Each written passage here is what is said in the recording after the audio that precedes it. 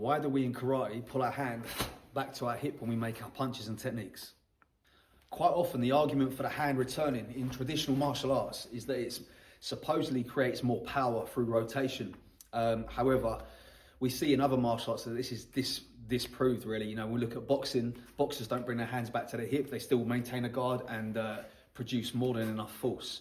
So why then are we pulling one hand back to the hip in nearly all of our techniques or at least our basic techniques in our karate? So the returning hand, we call hikite, and this translates to pulling hand. Okay, so we are literally pulling with this hand back to the hip, or in some styles, in Okinawan styles, they pull a little higher by the rib. In Shotokan, we pull a little lower by the hip joint.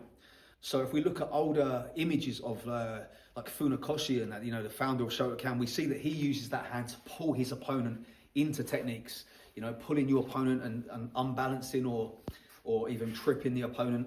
So we're using that hand to manipulate our opponent rather than thinking about punching, you know, with a hand back on the side. If we was punching with nothing in the hand, it's best to keep the hand up and keep a guard, as we would see in more like modern kumite or sport fighting kind of situations.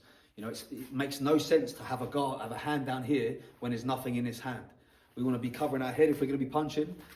Only when we have a grip on them, their jacket or their arm or their wrist, maybe their head, and we can pull them into that technique to kind of magnify the force, or as I said, to unbalance the opponent. So I'm going to show a rough example of what I'm talking about, please. So one hand will be taking a grip on their wrist, for example, and then the other hand will be coming into that like maybe agyuki position. So we're making that gap there. I'm taking a grip on his sleeve. We can trap that in even closer and pull him in like this.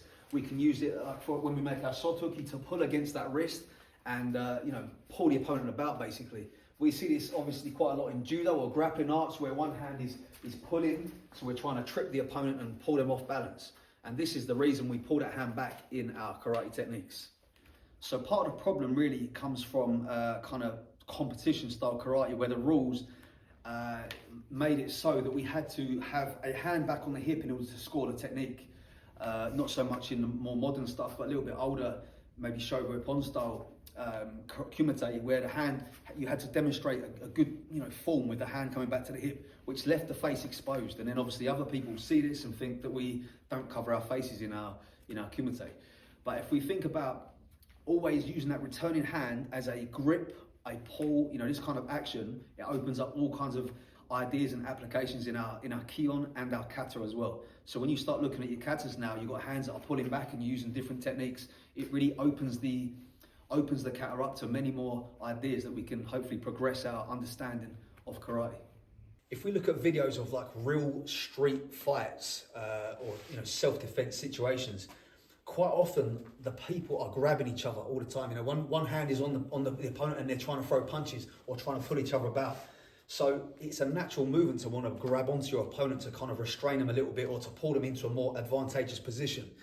I mean, I've done videos on here before and people say no one grabs you in a fight, but the proof is out there, you know.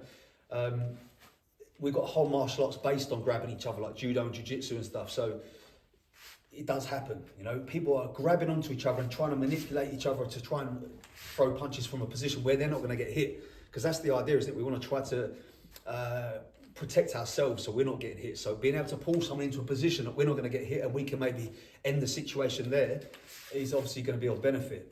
And like I said, when we go into kata and stuff, all those movements are there. So all the movements where we're pulling against, you know, pulling towards the body each time, we are pulling them into a position where they are maybe off balance a little bit, and then we can be throwing elbows or various different techniques into the opponent to end the situation.